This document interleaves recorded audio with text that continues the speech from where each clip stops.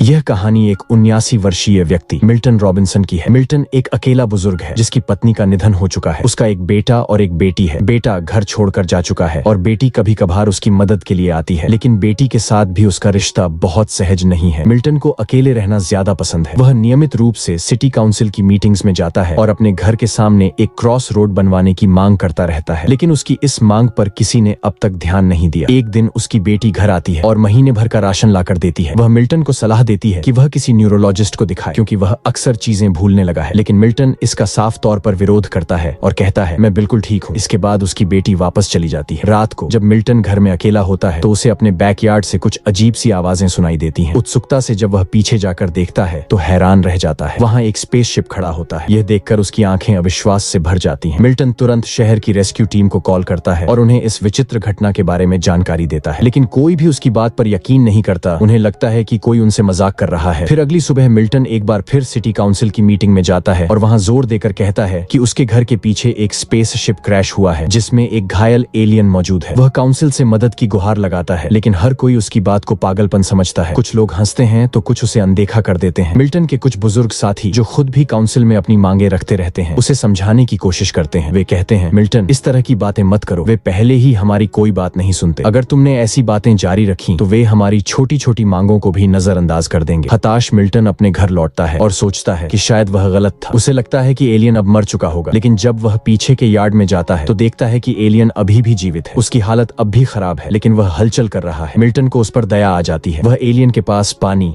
और एक कंबल रख देता है। अगली सुबह मिल्टन बाहर जाता है और पाता है कि एलियन अब थोड़ा ठीक लग रहा है। मिल्टन उसे अपने घर के अंदर आने का इशारा करता है। एलियन थोड़ी झिझक के बाद घर में आता है। मिल्टन उसके सामने खाने की अलग अलग चीजें रखता है। एलियन उनमें से एक सेब उठाकर खाता है। इसे देखकर मिल्टन तुरंत सुपरमार्केट जाता है और ढेर सारे सेब खरीद लाता है। घर लौटकर मिल्टन एलियन के साथ बातचीत करने की कोशिश करता है। हालांकि वे एक दूसरे की भाषा नहीं समझते, लेकिन एलियन की हरकतें और प्रतिक्रियाएं उसे यह एहसास दिलाती हैं कि वह आक्रामक नहीं है। मिल्टन उसे अपना घर दिखाता है और अपने जीवन की बातें बताने लगता है, कैसे उसकी पत्नी का निधन हुआ, उसका बेटा दूर देश चला गया और उसकी बेटी कभी कभी उसका ख्याल रखती है। इसी दौरान टीवी पर एक न्यूज चलती है कि एक वेदर सैटेलाइट क्रैश हो गई है और सरकार उसे ढूंढ रही है। मिल्टन को एहसास होता है कि शायद सरकार एलियन की गतिविधियों को स्पेस सैटेलाइट क्रैश से जोड़ सकती है, लेकिन वह इस पर ज्यादा ध्यान नहीं देता। दूसरी तरफ मिल्टन की बेटी उसी सुपरमार्केट में जाती है जहां से मिल्टन ने सेब खरीदे थे। वहां का स्टोर मैनेजर, जो मिल्टन और उसकी बेटी दोनों को जानता है, उससे कहता है तुम्हारे पिता ने ये सारे सेब एक एलियन के लिए खरीदे थे। उन्होंने मुझसे कहा कि उनके यार्ड में एक एलियन है। ये सुनकर मिल्टन की बेटी घबरा जाती है। उसे लगता है कि शायद उसके पिता की मानसिक स्थिति बिगड़ती जा रही है। वह तुरंत मिल्टन से मिलने का फैसला करती है। वो अपने पिता मिल्टन के घर आती है और उनसे कहती है कि उन्हें डॉक्टर से मिलना चाहिए। मिल्टन सहमति जताते हुए कहता है ठीक है, मैं जल्द ही डॉक्टर से मिलूंगा। इसके बाद वो वहाँ से चली जाती है। कुछ समय बाद मिल्टन को उसकी दोस्त सैंडी का फोन आता है। सैंडी, जो अक्सर सिटी काउंसिल की मीटिंग्स में मिल्टन के साथ होती है, कहती है मैं तुम्हारा प्रिंटर इस्तेमाल करना चाहती हूँ। मिल्टन उसे घर आने का न्योता देता है। जब सैंडी मिल्टन के घर पहुंचती है तो वह कुछ चौंकाने वाला देखती है। एलियन को देखकर सैंडी हैरान रह जाती है, क्योंकि पहले जब मिल्टन ने एलियन के बारे में बात की थी किसी ने उनकी बात पर विश्वास नहीं किया था। मिल्टन सैंडी को घर के पीछे ले जाता है जहाँ वह एलियन का स्पेसशिप देखती है। सैंडी चिंतित होकर कहती है हमें इस बात को सरकार से छुपाना होगा। अगर उन्हें पता चला तो वे इस एलियन पर खतरनाक प्रयोग करेंगे। उधर सरकार एलियन को ढूंढने के लिए हर संभव कोशिश कर रही है। कुछ समय बाद मिल्टन को एलियन द्वारा बनाई गई बिल्लियों की कुछ तस्वीरें मिलती हैं। उत्सुकता से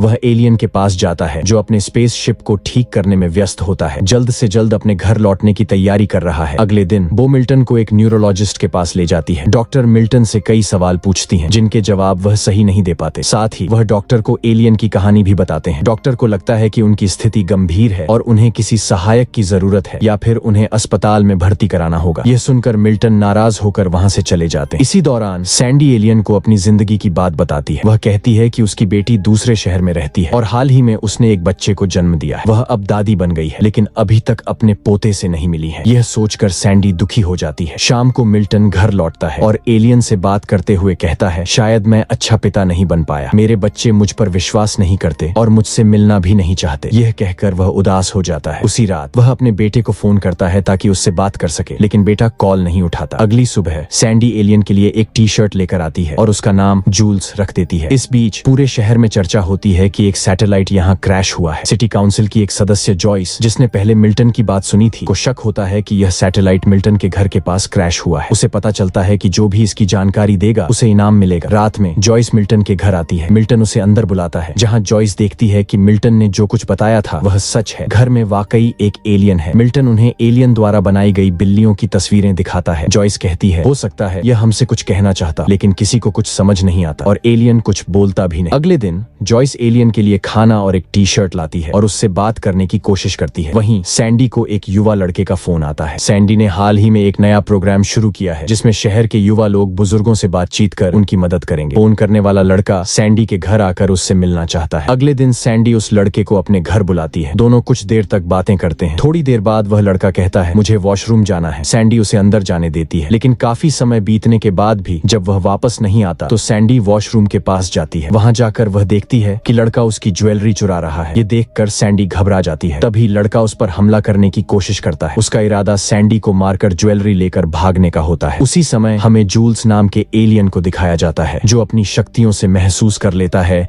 कि सैंडी खतरे में है। सैंडी को वह अपना करीबी दोस्त मानता है। जूल्स अपनी माइंड पावर का इस्तेमाल करके उस लड़के के दिमाग को ब्लास्ट कर देता है, इससे पहले कि वह सैंडी पर हमला कर पाता। कुछ समय बाद FBI वहां पहुंचती है। सैंडी उन्हें पूरी घटना बताती है कि कैसे वह लड़का चोरी करने आया था और उसे जान से मारने की कोशिश कर रहा था, लेकिन अचानक उसका दिमाग ब्लास्ट हो गया। FBI को सैंडी पर शक होता है कि वह कुछ छुपा रही है। सैंडी को समझ आता है कि उसकी जान बचाने वाला कोई और नहीं बल्कि जूल्स है। वह मिल्टन के घर जाकर जूल्स से मिलती है। सैंडी उसे गले लगाकर कहती है, तुमने मेरी जान बचाई, तुम्हारा बहुत शुक्रिया। फिर अगले दिन मिल्टन स्टोर से सेब खरीद कर बाहर आता है। वहाँ उसकी बेटी मिलती है। वह पूछती है, इतने सारे सेब क्यों? लेकिन मिल्टन जवाब दिए बिना घर चला जाता है। घर में लंच के दौरान सबको एक अजीब बदबू महसूस होती है। जब वे बाहर देखते हैं तो वहाँ एक मरी हुई बिल्ली पड़ी होती है। ये जूल्स कहीं से लेकर आया था। तब उन्हें समझ आता है कि जूल्स को 7 मरी हुई बिल्लियों की जरूरत है। यह सोचकर वे बाकी 6 बिल्लियों की तलाश में निकल पड़ते हैं। FBI उनका पीछा करती है, लेकिन वे किसी तरह 5 और बिल्लियां ढूंढ लेते हैं। अब सिर्फ एक बिल्ली बाकी है। मिल्टन कहता है, जॉयस के पास एक बूढ़ी और बीमार बिल्ली है। इस बात पर जॉयस नाराज हो जाती है। वह अपनी गाड़ी में बैठकर चली जाती है। सैंडी जॉयस को समझाने जाती है। जॉयस कहती है, मिल्टन सही कह रहा है, मेरी बिल्ली बीमार है और डॉक्टर ने कहा था कि उसे मुक्ति दे देनी चाहिए, लेकिन मैंने उसे अपने स्वार्थ के कारण रोके रखा। अब मैं उसे लाऊंगी। जॉयस अपनी बिल्ली लेकर आती है। सभी 7 बिल्लियां जूल्स को दे दी जाती हैं। जूल्स उन बिल्लियों को सफेद चादर में रखता है। कुछ देर बाद वे बिल्लियां गायब हो जाती हैं और उनकी जगह एक लाल क्रिस्टल जैसा ऑब्जेक्ट बन जाता है। यह जूल्स के स्पेसशिप का फ्यूल था। अब जूल्स अपने स्पेसशिप को चालू कर लेता है और सभी को अपने साथ आने का इशारा करता है। तभी मिल्टन को उसकी बेटी का फोन आता है। वह माफी मांगती है और कहती है, पापा, मैं आपके साथ एक नई शुरुआत करना चाहती हूँ। यह सुनकर मिल्टन भावुक हो जाता है, मगर तभी